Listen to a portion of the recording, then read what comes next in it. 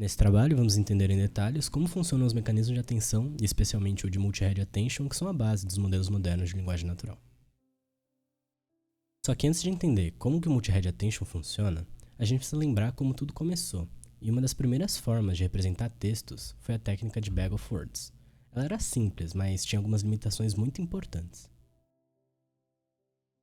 E se a gente pegasse a frase, o cachorro mordeu o homem, ela poderia ser representada por um vetor 1111, significando que todas essas palavras estão contidas na frase. Se a gente pegar essa outra frase, o homem mordeu o cachorro, ela também poderia ser representada por esse mesmo vetor. E qual que é o problema disso? Bom, para o modelo de Bag of Words, ambas as frases são iguais, e por causa disso, a gente acaba perdendo todo o contexto. E como os modelos atuais resolvem isso? Eles utilizam a atenção,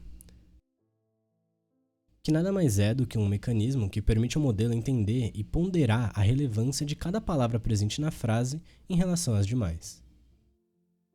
E agora vamos entender como que isso funciona. A primeira coisa que é importante entender é que, nos modelos de atenção, as frases não são mais representadas por simples matrizes de zeros e uns. Agora, cada palavra é transformada em um embedding.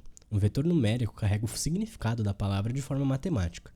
E esses vetores permitem que o modelo entenda as palavras não mais como um texto, mas sim como pontos em um espaço de significado.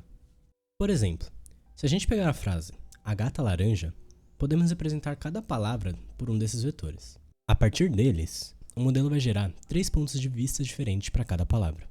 O primeiro é o que, a query, que representa o que cada palavra está procurando, entendendo o contexto.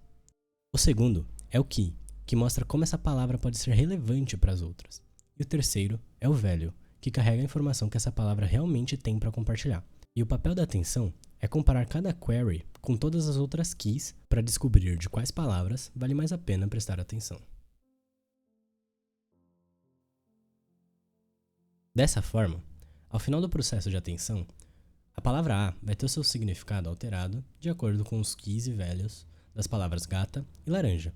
A mesma coisa irá acontecer para as palavras gata e laranja.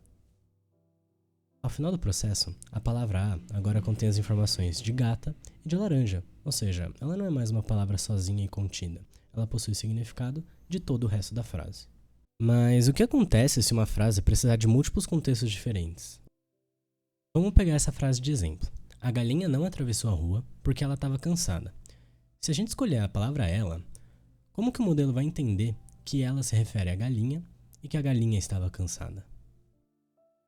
Se a gente considerar um modelo de atenção tradicional, a atenção dele ficaria dividida entre as palavras cansada e galinha e todas as outras palavras presentes na frase.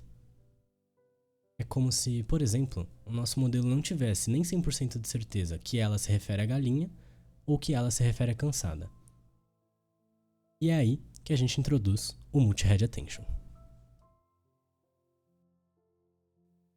Vamos começar a explicação com um exemplo simples. O gato viu ela correr, nos concentrando especificamente na palavra ela. No modelo tradicional de atenção, o cálculo com Q, K e V aconteceria apenas uma vez, mas no Multi-Head Attention, o modelo realiza esse processo várias vezes em paralelo, usando o que a gente chama de cabeça de atenção. Cada cabeça vai ter a sua própria forma de olhar para a frase. Cada uma vai aprender um tipo de relação diferente entre as palavras. Por exemplo, uma cabeça pode focar em quem está realizando a ação, enquanto a outra vai se concentrar em qual ação está sendo realizada. O vetor de ela vai ser dividido para cada uma das cabeças, e cada uma delas vai gerar os seus próprios vetores Q, K e V. Esses vetores não são completamente diferentes do embedding original, ou dos que seriam gerados para o embedding original, mas eles são levemente alterados para que cada cabeça enxergue o contexto da palavra sob um ângulo diferente e único. Então, se acompanharmos a animação, na primeira cabeça, uma parte do vetor ela vai ser processado e transformado, resultando em um novo vetor que pode ser uma representação que captura, por exemplo, a relação entre ela e gato, enquanto na segunda cabeça, outra parte do vetor passa e vai ser transformado, capturando a relação, por exemplo, entre ela e correr. Depois que todas as cabeças produzem a sua própria representação, o modelo vai concatenar esses resultados, juntando todas essas visões complementares, e esse novo vetor vai carregar as informações vindas das várias perspectivas diferentes da mesma frase. E por que isso difere da atenção normal? O diferencial aqui é que esse novo vetor não tem o significado diluído pelas outras palavras. As diversas cabeças conseguem focar nos aspectos específicos das relações entre as palavras, ao invés de uma única cabeça que tenta juntar tudo em um único vetor. E agora, vamos voltar para o nosso exemplo original. A galinha não atravessou a rua porque ela estava cansada. Aqui, se a gente pegar a ideia geral de multi-head attention que a gente acabou de ver e focarmos novamente na palavra ela, poderíamos ter uma cabeça focada em galinha e outra em cansada. Dessa forma, é como se a gente capturasse com uma certeza de 85% de que ela realmente se refere à galinha e que ela estava cansada. No fim, o vetor concatenado dessa operação vai de fato carregar o significado correto dessas duas palavras com relação a ela. Da mesma forma, ele vai fazer isso para todas as outras palavras da frase. Então, galinha, por exemplo, ele pode entender a relação de que galinha não atravessou, e ter uma certeza muito maior a respeito dessa afirmação do que ele teria se fosse uma cabeça única. E na teoria tudo isso é muito lindo, mas na prática isso realmente funciona?